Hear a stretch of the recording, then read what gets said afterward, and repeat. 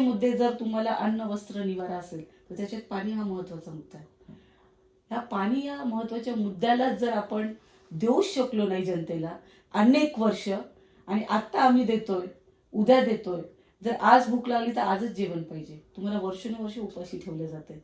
आणि हे बोलण्यासाठी जर हे पदाधिकारी 20 वर्ष, 10 वर्ष, 30 वर्ष गावाचं राजकारण करतात, स्वतःला पुढारी म्हणतात, तर हे पिण्याचं पाणी आणू शकले का नाही, हा माझा त्यांना प्रश्न आहे. रस्ता तयार करायचा, पुन्हा तो खोदायचा, रस्ता तयार करताना एक निधी, खोदल्यानंतर मेंटेनन्सचा दुसरा निधी, ही ठेकेदारीची इथली पद्धत आहे.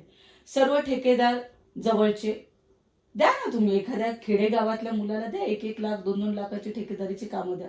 माझा तरुण घडू द्या ना, खेड्यातला तरुण मोठा होऊ द्या, त्याला मार्गदर्शन द्या, त्याला शिकवा. हे विजन यांच्याकडे नाही. यांच्याकडे एक घरानं मोठं झालं पाहिजे. जसं एक राजकारणी घरात निर्माण झाला की त्याची मुलं, त्याची नातू, त्याच्या सुना, त्यांचे खापर पंजोबा जे असतील त्यांचं त्यांचं नाव घेत यांनी पुढे जायचं. आणि आमच्यासारख्या लोकांनी पोलीस भरती असेल, मिलिटरी भरती असेल, कलेक्टर असेल, जज असेल, डॉक्टर असेल, आम्ही फक्त अभ्यास करायचा, बुद्धी आमची खर्च करायची, आणि शेवटी यांच्या हाताखाली आम्ही राबायचं. अपक्ष म्हणून मला जनतेने स्वीकारलं, आणि जनतेनं लोकशाहीचा आणि गावाच्या विकासाचा जर विचार केला, जनतेनं ताकद दिली, तर कुठलीच गोष्ट अवघड नाही. आणि त्या ताकदीने जर मला पदरात यश मिळालं तर त्या संधीचं सोनं मी 100% करून दाखवेल.